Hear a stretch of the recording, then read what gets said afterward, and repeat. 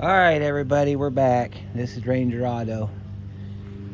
This is our 07 DTS. He's a regular customer, as you probably already know.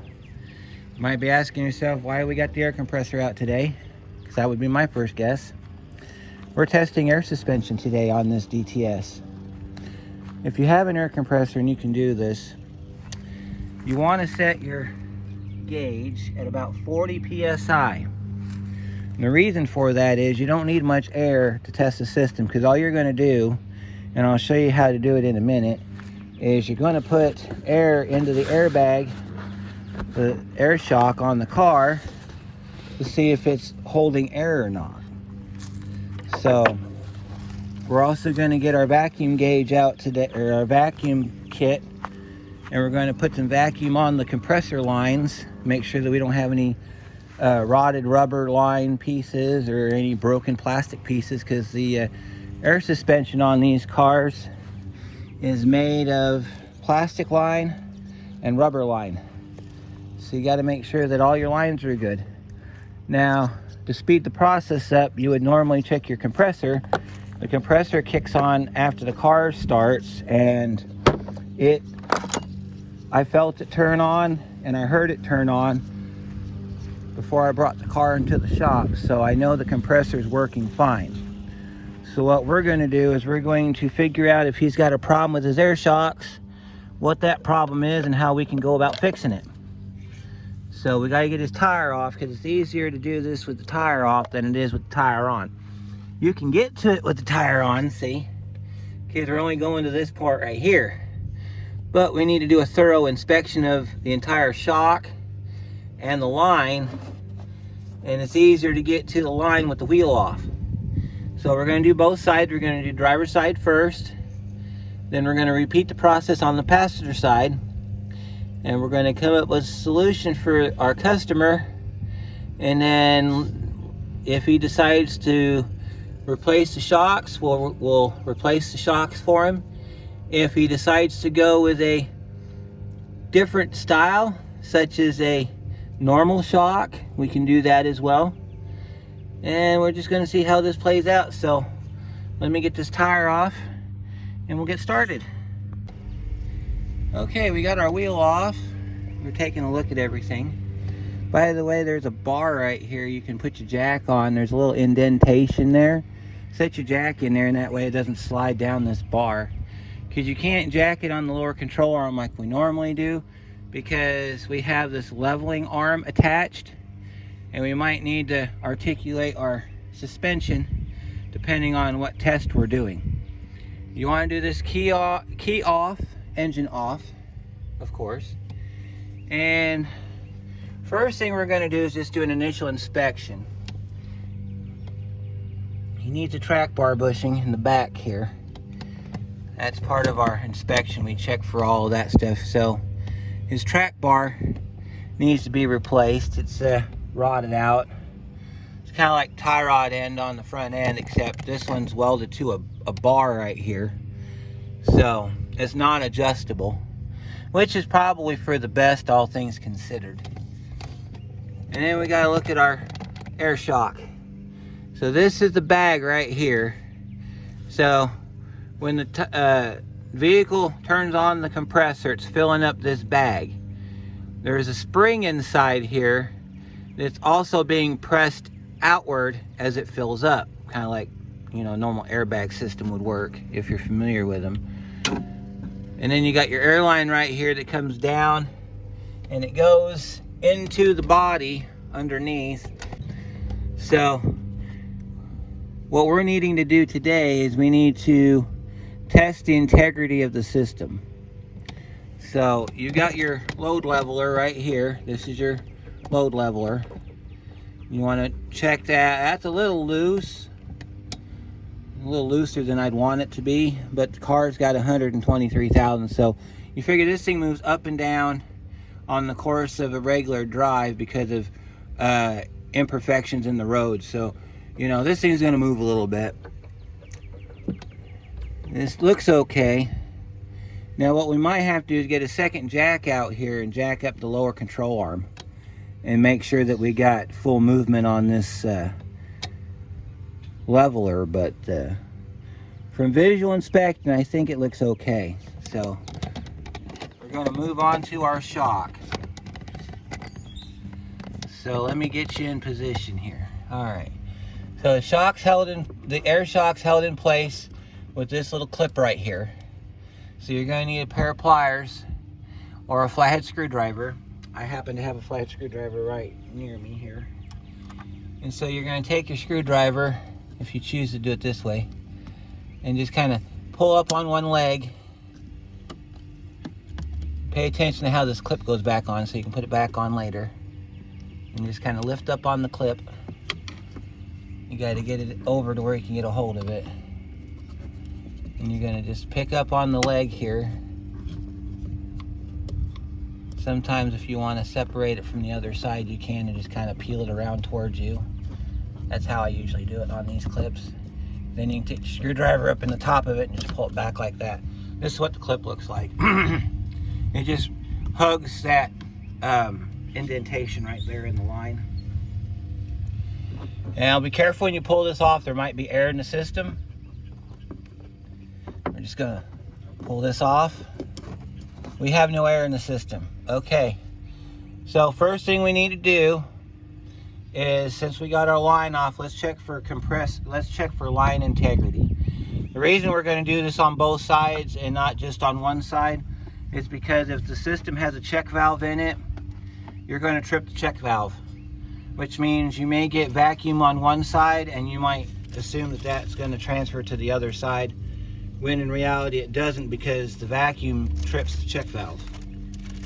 So we're going to get our vacuum kit set up and see what kind of equipment we're going to need to do this with, because you've got a little bit of a nipple on the inside, so we can get a fitting in there, and then we can hook that fitting to our air. I think this will fit. Yep, this will fit. Got to get this plugged in. There we go. Get our fitting plugged in. And we get it attached to a short piece of tubing that we have in our kit. Might take a minute for you to get it on there, but it will go on. See, like that. Or if you want to, you can use the barbs that come with the kit, if you want to do it that way. I'm going to back you up a little bit so you can see our vacuum reading here. Because we got our vacuum set up. Here's our vacuum tester. And so we'll put our vacuum tester on. We're going to put 15 inches of vacuum on here. And we're going to, oh, what have we got here? We're not being able to grab a vacuum. Nope, we're not getting a vacuum. Okay, so we're not getting a vacuum. All right, that tells me we have a problem with the line. So let's take a look at our line. All right, so our line comes up into this clip right here. This end looks like it's removable, so we can twist this end up and just kind of inspect it around the corners there. I don't see any damage, no breaks or tears. So let's push this end forward so we can get a look at the inside of the fitting. You can push this up like that, you can get the inside of the fitting. Now, let's see, there's our sealing ring right there. That's the end of your, I don't know if you can see it, but that's the end of your line. So we're gonna have to track down the end of the line, find out if we have any holes in the line, and then yeah, so it looks like we may have a problem with the line coming from the compressor. So being that that's the case, let's see if we can get our bag to pump up. So we got our air compressor set to 40 psi. We're going to take our nozzle, we're going to insert it inside the hole as best we can given our space confinements here.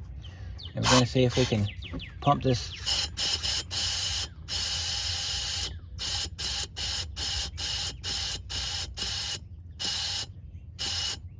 Well, I don't think we can. Let me turn my air compressor up just a little bit and I'll be right back. Okay, I went over and checked my air on my compressor and it had fallen from 40 to 20. I don't know how the hell that happened, but we got it moved to 70 psi, which is more than enough air. We're gonna try this again. Now, if you have a square or you have a right angled piece, it would probably work better, but I don't. However, I do have a piece of rubber hose though. Let me see if we can put a rubber hose on the end of a fitting. Let's see. That might work. Yeah, that'll work. Okay, we'll do that then. Let's show you what we're gonna do here. Aside from the damn train we get every damn afternoon. Put this on there. I'll show you how this works. Take your hose and you feed it up onto that fitting right there, right? So you're simulating the air compressor, and then you hit it with the air hose. And you gotta hold it on there. Oh, it blew the end off. So we're getting... Well, the bag's filling up. So I think the bag works. That's a good sign. So, bag's filling up. So we got to figure out what's going on with our line because we have a line leak. Okay. So let me crawl under here real quick and find out where my line goes in at. Then I'll bring you back and we'll track it down. Okay, we are under the car. Service data says that the air compressor lives under the car, which is what I was hoping was not the case. There's his track bar links. They're both shot, as you can see. They're both shot, but those are alignment cams up there. So if you change this out, you have to put those alignment cams right back where they were, or you will dog track like crazy. So looking under here, off to the far end there, that's his charcoal tank for his purge system, his evaporative emission system. We have a muffler sitting right here, and then look what's underneath the muffler. You see that right there? That right there is his air system. So that's his compressor. Okay, so our lines go up through the body. They go through the body, they come down, and they go inside here. So it's one continuous plastic line. Okay, so if that's the case, and our line looked good on that side, we've got to put the tire back on, put it all back together so we can put the car back on the ground. We got to come over here. Looks like we're going to have to drop the muffler, at least on this side, and get up under this cover and check our lines going to that, which is fine because we've determined that our line is good on that side. If you wanted to, you could take your mouth, and I don't recommend doing this, but you can if you want to, put your mouth over the end of that line and try blowing through it. If you can't blow air through it, then the line is solid. If you can blow air through it, then you're going to listen for a hissing noise. You're going to track down the hissing noise. I'm going to show you how to check these with the tire on, in case you don't want to go through the trouble of pulling the tire off and you still want to find out if you got a problem. Okay, so again, we have our clip. By the way, when you put these clips back on, I'm going to show you how to do that so that you don't have a meltdown. So these clips, they can be a chore to get back on if you're unfamiliar with their function. So we got to get our clip back off. Okay, if you want to turn it that way, you can, and then reach up under here and just kind of push the clip back like that.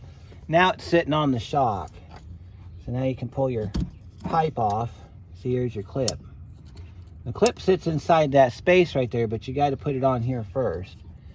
So you just want to peel your clip off like that, and then put your clip back on this way. Feed it around the back, whip it around the front, snap it on. Should look like that when it's all back together again. Oh look, we have a little bit of a, looks like a little rust evidence in here. So let's unhook it from its clip like we did on the driver's side. We'll push it through. That way we can get to the end. And by the way, I did try to blow through the driver's side off camera, and I couldn't blow through it, so that tells me that the line's good. It's starting to look like we're gonna have to put actual shocks on this car, which, you know, that's fine. We can do that, not a problem. Just line through here so we can get it tested here. There we go. And see, there's your line. Just like on the other side, we got our rubber here. This is a little bit of a shorter line, so you're going to have a little hard time trying to put your mouth on it to check it. But it can be done. Let me see if I can do it real quick here. You can't do it with the tire on. My head won't fit. So we can inspect the rubber. Rubber looks good. Line looks fine. Now, being that our air compressor lives underneath the back wheel here, we could probably gain access to it if we took the wheel well out. But again, take the wheel well out, you got to take the tire off, because you don't have enough room to get it past the body of the car. So we're going to, for argument's sake, assume that our line is good. So we're going to put our line back together. We're going to set that off to the side.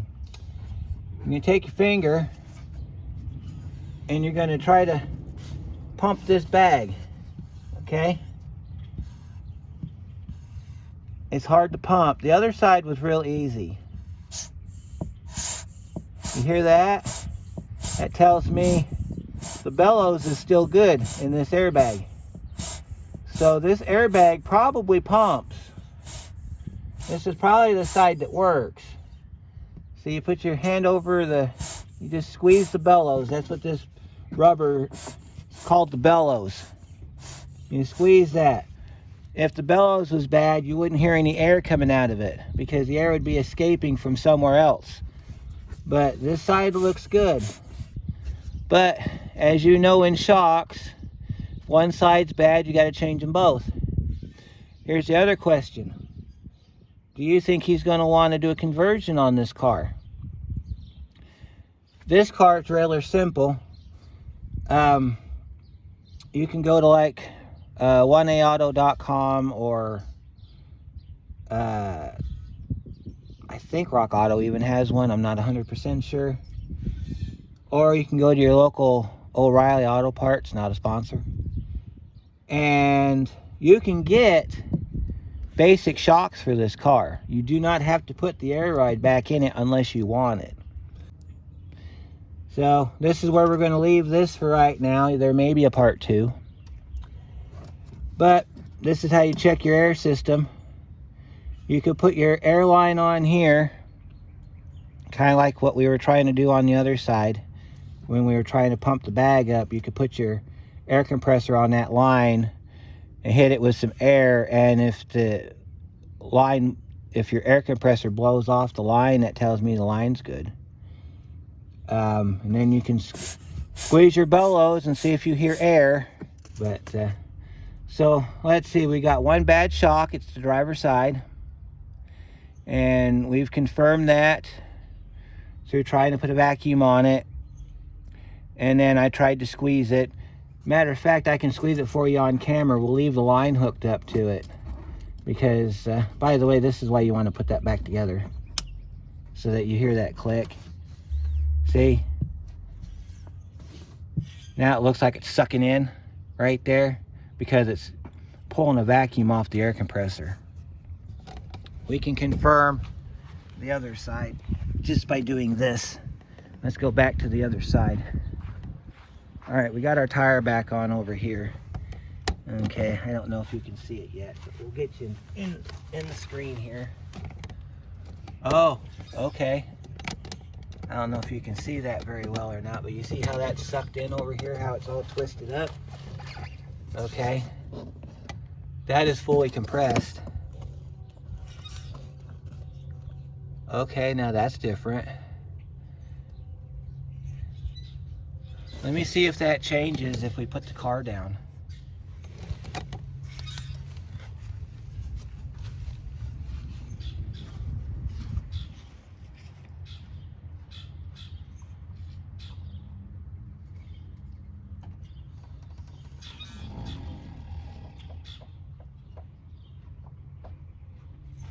Okay, I sat the car down. Let's see if it changes anything.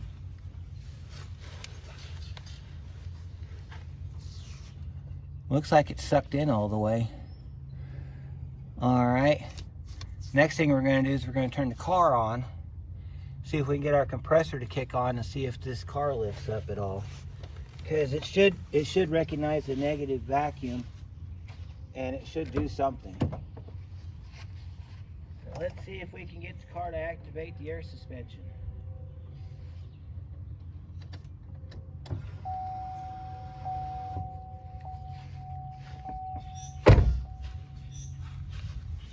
We'll give it a minute here for it to decide what it's going to do. All right, let me try starting the car up.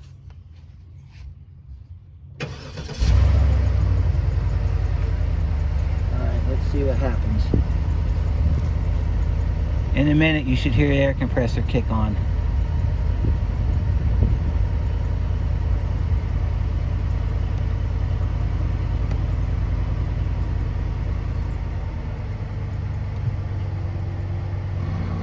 There's your air compressor.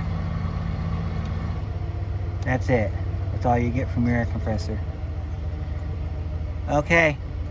Now we've just confirmed our problem. Our compressor is not timing enough for it to work right. Because I bet you if we jounce the car like this,